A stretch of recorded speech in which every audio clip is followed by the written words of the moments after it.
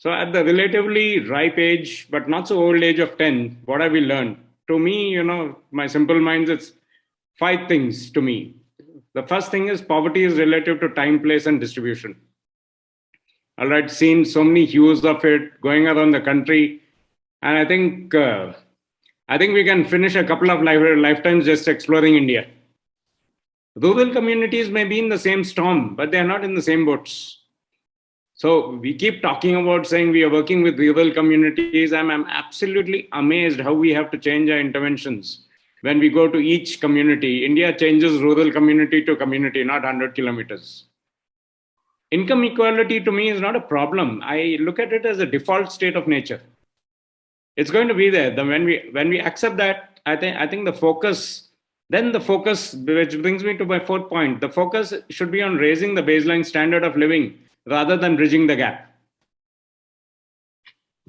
And then last but not the least, and this is a conundrum where we are all perennially confused.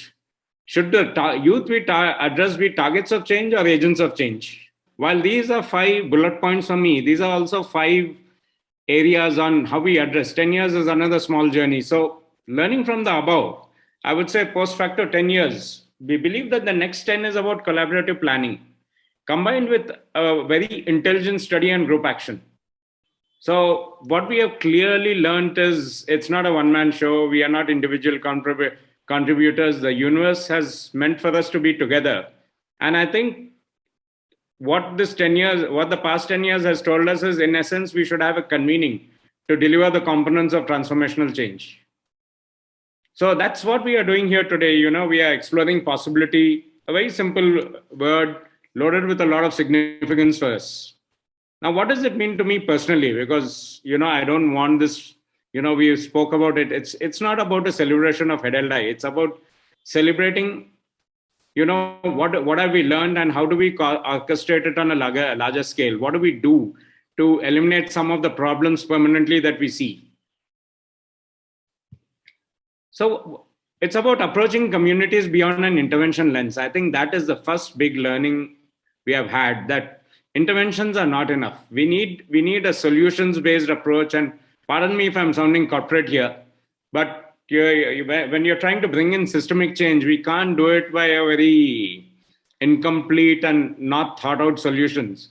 So we need a solutions based approach to incorporate live experiences in the community. It's not about I learned of something sitting in an AC 5-star and then we can. Oh, it's about living in the community, having the shared ecosystem, shared values.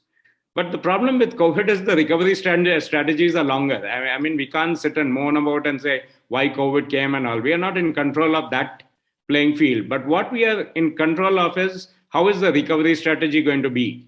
And one thing I think all my colleagues and all my fellow travelers in the social world acknowledge that the recovery strategy must be longer. And living in the resource crunched world with long recovery strategies, we need to think about possibilities and partnerships. So the next 10 years is defined by one. I think when we look back at 2030, I think the next 10 years will be defined by what I call the largest lifestyle experiment in history called COVID. All right, it's changed a lot of things. It's expanded the poverty fault lines. A fault line which is there, it's just filled it and spread it apart.